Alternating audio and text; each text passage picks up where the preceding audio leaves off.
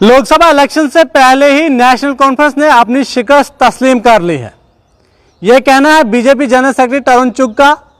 उनका कहना है उमर अब्दुल्ला ने अब वादी कश्मीर में अपनी रैलियों में सिक्योरिटी फोर्सेस को तनकीद का निशाना बनाना शुरू कर दिया है। तरुण चुग ने यह कहा कि उमर अब्दुल्ला इस बात को जानते हैं कि वो लोकसभा इलेक्शन में जीत हासिल नहीं कर सकते। अगर उन्हें लोकसभा इलेक्शन में जीत हासिल करनी है तो उन्हें कश्मीर के उन सेंटिमेंट्स को एक बार दोबारा से जीतना होगा। लेकिन यह कायराना हरकत है, यह बुज़दिलाना हरकत है।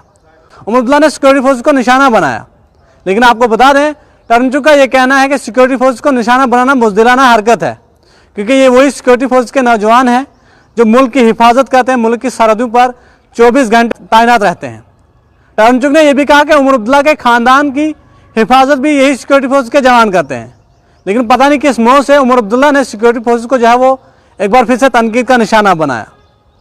तरुण चुग ने यह भी कहा कि 5 अगस्त 2019 के बाद वादी कश्मीर के नौजवान तब्दीली चाहते हैं, लेकिन महबूबा और उमर अब्दुल्ला यानी कि अब्दुल्ला और मुफ्ती खानदान जो है कश्मीर में अमन और बहाली से जो है वो खुश नहीं है।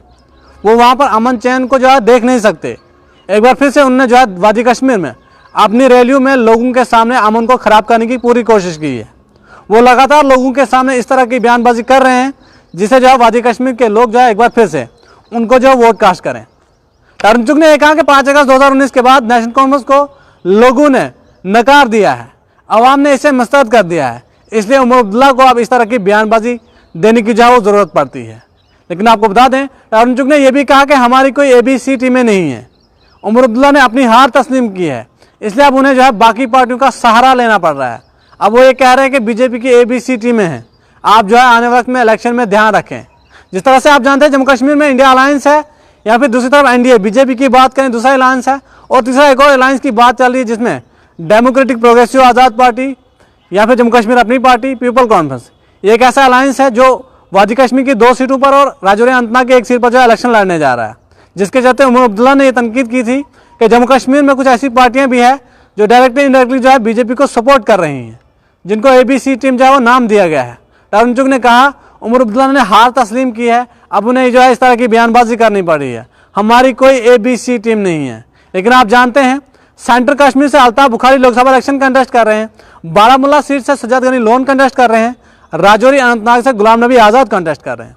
और खबरें ये सामने निकल कर आ रही है कि राजौरी अनंतनाग से बीजेपी अपना कोई कैंडिडेट नहीं उतार रही है, वो वहाँ पर गुलाम नबी आज़ाद को सपोर्ट कर रही है। अब ये भी कहना है कुछ लोगों का कि नॉर्थ कश्मीर की अगर हम बात करें या फिर हम अगर सेंट्रल कश्मीर की बात करें, यहाँ पर भी जो है बीजेपी अपना कोई कैंडिडेट नहीं उतारेगी, वहाँ पर भी बीजेपी सज्जाद गनी लोन और जम्मू कश्मीर अपनी पार्टी को जो है सपोर्ट करेगी। उमर अब्दुल्ला का तनकीद करना और दूसरी तरफ तरुण चुग का ये कहना है कि लोगों ने जो है नेशनल कॉन्फ्रेंस को नकारा है।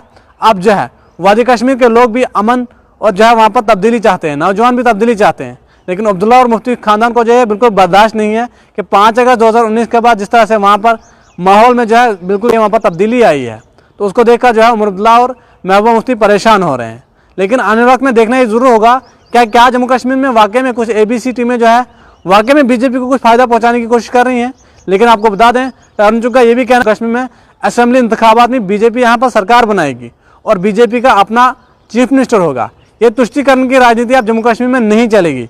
जम्मू कश्मीर के लोग बदलाव चाहते हैं। मोदी की क़यादत में जम्मू कश्मीर जो है तरक्की कर रहा है, तरक्की की राह पर गामजन है। यहाँ पर टूरिस्ट जो है अब बिना खौफ बिना डर जो है वादी कश्मीर में घूम रहा है। ये तमाम तर बातें जो है बीजेपी जनरल सेक्रेटरी तरुण चुग ने कही। लेकिन लोकसभा इंतखाबात बिल्कुल पास है। आप जानते हैं 19 अप्रैल से जो है पहले फेज में चुनाव होने हैं। अब आने वक्त में देखना ही जरूर होगा कि बीजेपी 5 की 5 सीटें जीतने में कामयाब होती है या फिर जम्मू कश्मीर की जो रीजनल पॉलिटिकल पार्टियां हैं। उमर अब्दुल्ला का ये दावा है कि हम वादी कश्मीर की 3 की 3 लोकसभा सीटें जीतेंगे। अब वहाँ पर जो है और भी पार्टियां मैदान में हैं। देखना ये जरूर होगा कि कौन सी पार्टी जो है इस बार लोकसभा इंतखाबात में बाजी मारने में कामयाब होती है। लेकिन आप लोगों को क्या कुछ लगता है कि जम्मू कश्मीर में आखिर किसकी सरकार बनने जा रही है असेंबली इलेक्शन में, और लोकसभा इलेक्शन में कौन सी पार्टी कितनी सीटें जीतने जा रही है? आप लोग अपनी राय कमेंट सेक्शन में जरूर दीजिए।